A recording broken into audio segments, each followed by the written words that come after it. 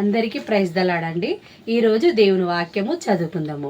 పరిశుద్ధ గ్రంథం నుండి యోహాను సువార్త 4వ అధ్యాయము 1 నుండి 20 మట్టుకు చదువుకుందాము.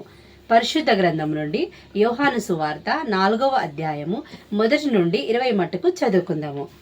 యోహాను కంటే యేసు ఎక్కువ మందిని శిష్యులుగా చేసుకొని వారికి బాప్తిస్మం ఇచ్చుచున్న సంగతి పరిసయ్యులు వినిరని ప్రభువునకు తెలిసినప్పుడు ఆయన యూదయ దేశము విడిచి గలిలయ దేశమునకు తిరిగి వెళ్ళెను. అయితే ఆయనను యేసే బాప్తిస్మం ఇయ్యలేదు, కానీ ఆయన శిష్యులిచ్చుచుండిరి. ఆయన సమరయ మార్గమున వెళ్ళవలసి వచ్చెను కనుక యాకోబు తన కుమారుడైన యోసేపుకిచ్చిన భూమి దగ్గరనున్న సమరయలోని సుకారను ఒక ఊరికి వచ్చెను. అక్కడ యాకోబు బావి ఉండెను గనుక యేసు ప్రయాణమయ్య వలన అలసియున్న రీతినే ఆ బావి యొద్ద కూర్చుండెను. అప్పటికి ఇంచుమించు 12 గంటలు ఆయను. సమరయ స్త్రీ ఒకతే నీళ్లు చేదుకొనుటకు అక్కడికి రాగా యేసు నాకు దాహం నకిమ్మని ఆమెను అడిగెను. ఆయన శిష్యులు ఆహారము కొనుటకు ఊరిలోనికి వెళ్ళియుండిరి.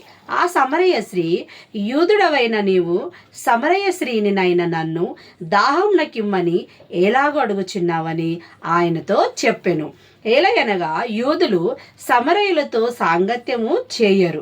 అందుకు యేసు, నీవు దేవుని వరమున నాకు దాహం నకిమ్మని నిన్ను అడుగుచున్నవాడెవడో అదియు ఎరిగియుంటే నీవు ఆయనను అడుగుదు, ఆయన నీకు జీవజలమిచ్చినని ఆమెతో చెప్పెను. అప్పుడు ఆ స్త్రీ, అయ్యా, ఈ బావి లోతైనది, చేదుకొనుటకు నీకేమి లేదే, ఆ జీవజలము ఎలాగు నీకు దొరుకును? తానును తన కుమారులను పశువులను ఈ బావి నీళ్లు త్రాగి మాకిచ్చిన మన తండ్రి అయిన యాకోబు కంటే నీవు గొప్పవాడవా అని ఆయనను అడిగెను. అందుకు యేసు, ఈ నీళ్లు త్రాగు ప్రతి వాడును మరలా దప్పిగొనును. నేనిచ్చు నీళ్లు త్రాగువాడెప్పుడునూ దప్పిగొనుడు.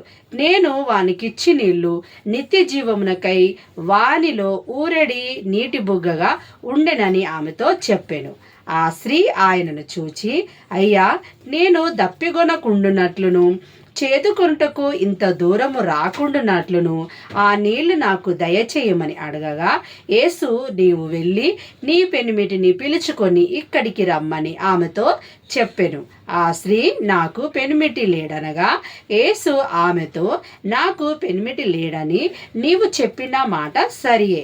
నీకు 5 పెనిమిట్లు ఉండిరి, ఇప్పుడు ఉన్నవాడు నీ పెనిమిటి కాడు, సత్యమే చెప్పితివనెను. అప్పుడు ఆ స్త్రీ, అయ్యా, నీవు ప్రవక్తవన్నీ గ్రహించుచున్నాను.